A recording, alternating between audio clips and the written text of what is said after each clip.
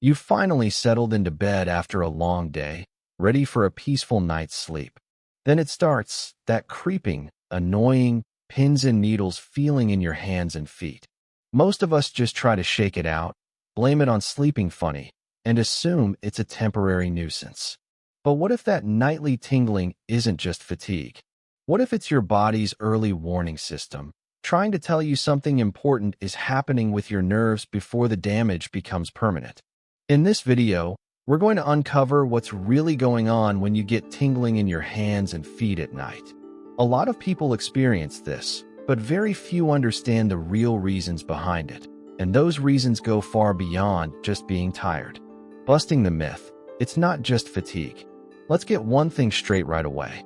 While being tired can make weird sensations more noticeable, nightly tingling that keeps happening is rarely just a sign of fatigue.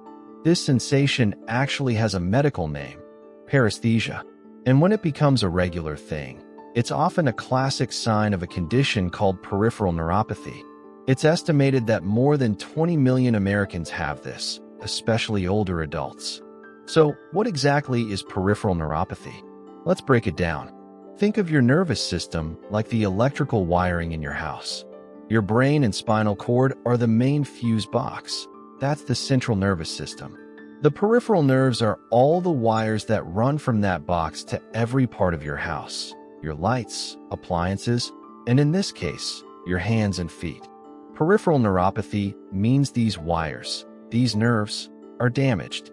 This damage messes up the signals between your brain and your extremities. The result? You get false signals like tingling, burning, stabbing pain, or numbness. It's just like a faulty wire causing a light to flicker. Section 1. Why does it get so much worse at night? If you deal with this, you know the symptoms often feel the most intense, the most maddening, right when you're lying in bed. This isn't in your head. There are real, physical reasons why neuropathy symptoms flare up at night. First, during the day, you're busy. You're working, moving around, talking to people. Your brain is juggling 1,000 things, and all that activity can distract you from the pain signals. But when you lie down in a quiet, dark room, the distractions vanish. Suddenly, your brain is free to notice every little sensation, and that tingling can feel a lot louder and impossible to ignore. Second, your body temperature naturally drops as you get ready for sleep. For many people with nerve damage, this slight change can make the nerves more irritable, cranking up the tingling and pain. A cool room is usually great for sleep, but for someone with neuropathy, it can be a double-edged sword. Third, there's something called the gate control theory of pain. Imagine your spinal cord has tiny gates that either let pain signals through to your brain or block them. Physical movement and other pleasant sensations, like a light massage, tend to close these gates, reducing the pain you feel. When you're lying still at night, there's less movement to help close the gates. This allows more of those annoying, tingling signals to flood your brain. And finally, when you lie down for a long time, circulation can slow down, especially to your hands and feet. On top of that, any fluid that built up in your legs during the day can redistribute, sometimes putting extra pressure on those already sensitive nerves. I know, it's a lot to take in, but understanding why this is happening is the first step toward taking back control. If you're finding this information helpful and want more insights into your body's signals, please take a second to subscribe to our channel and hit the notification bell. We're here to bring you clear, credible health information you can actually use. Section 2. The real culprits. Top 5 causes of nightly tingling.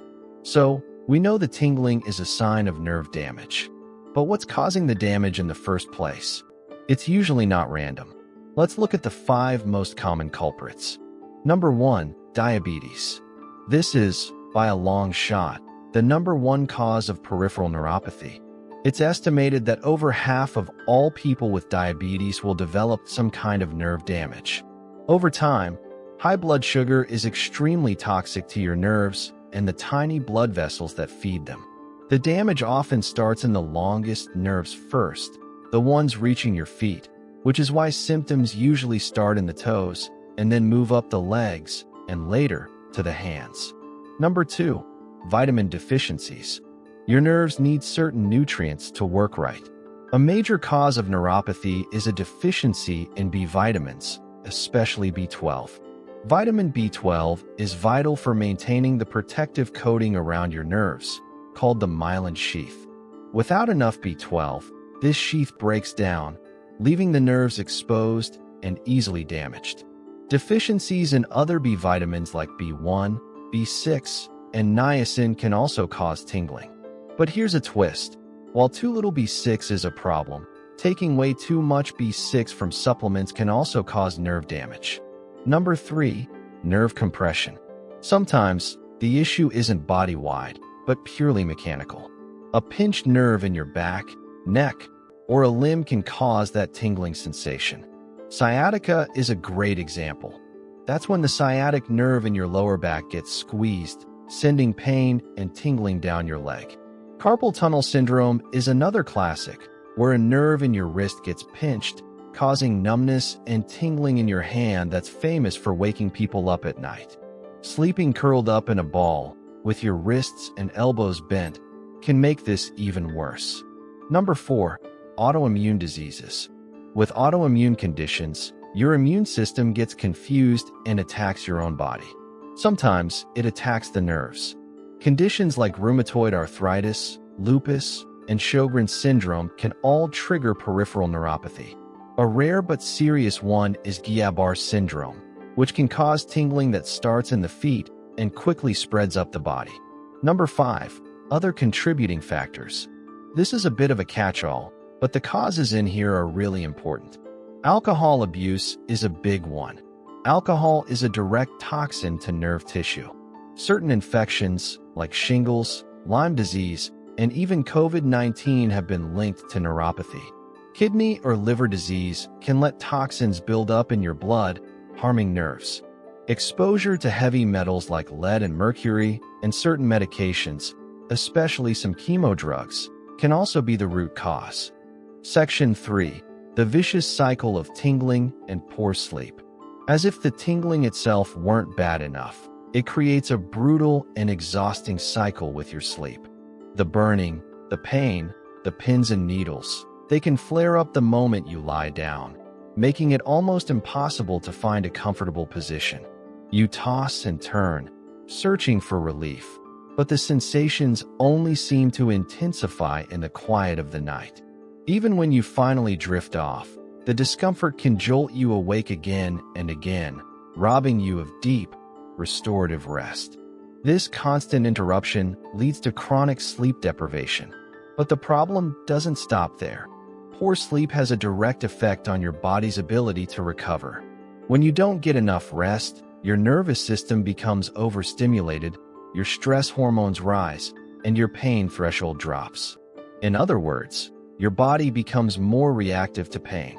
What might have been a mild tingling yesterday now feels like sharp burning today. Over time, this sets off a self-perpetuating loop. The more you hurt, the less you sleep. The less you sleep, the more your body amplifies the pain signals. It's a vicious cycle that drains your energy, darkens your mood, and erodes your quality of life. Even simple daily activities start to feel overwhelming because your body and mind never get a chance to recharge. Breaking this cycle requires more than just addressing the tingling itself. It means supporting your sleep, calming your nervous system, and giving your body the chance to heal from the inside out. Section 4. Actionable steps to reclaim your nights. So, what can you actually do about this? The goal is twofold. First, manage the symptoms so you can sleep, and second, address the underlying cause to stop more damage. Let's start with managing the symptoms at night. Keep your feet warm. Since getting cold can make things worse, try wearing soft socks to bed or tucking an extra blanket around your feet. Try some gentle movement. Before getting into bed, do some light stretching or gently massage your hands and feet. This can help close those pain gates we talked about and boost circulation. Check your sleeping position. Try to avoid positions that pinch your nerves. like sleeping with your arms tucked under your head or your wrists curled up. Using pillows to slightly elevate your legs can sometimes help. Forehand numbness. A simple wrist splint can keep your wrists straight, relieving pressure in the carpal tunnel. Create a calming distraction. Since a quiet room can make the tingling feel louder, try adding a gentle, constant sound. A white noise machine or a simple fan can give your brain something else to focus on. More importantly, you have to address the root cause, and that requires a trip to the doctor. Treatment will often involve controlling blood sugar. If diabetes is the cause, this is the single most important thing you can do to stop the neuropathy from getting worse. Fixing vitamin deficiencies. A simple blood test can spot a deficiency, and your doctor can recommend the right supplements. Treating the main condition. If an autoimmune disease, infection, or other disorder is the culprit, managing that primary condition is the key. Medication. For pain that's really affecting your sleep and life, doctors can prescribe medications designed specifically to calm down overactive nerves. Conclusion: when to see a doctor. It's so easy to brush off those pins and needles, but I hope it's clear now why you shouldn't. If you're having persistent tingling, numbness, or burning in your hands or feet, especially if it gets worse at night, it's time to see a doctor. Please, don't try to self-diagnose. Pay extra attention if the tingling is joined by muscle weakness, loss of balance, or if a sore on your foot just won't heal. These can be signs of more advanced nerve damage. Getting a proper diagnosis isn't about being an alarmist, it's about being proactive. Early diagnosis and treatment can slow or even stop the progression of nerve damage, preventing permanent problems and massively improving your quality of life. Your body is talking to you. That nightly tingling isn't just you being tired, it's a signal. It's time to listen. Thanks for watching.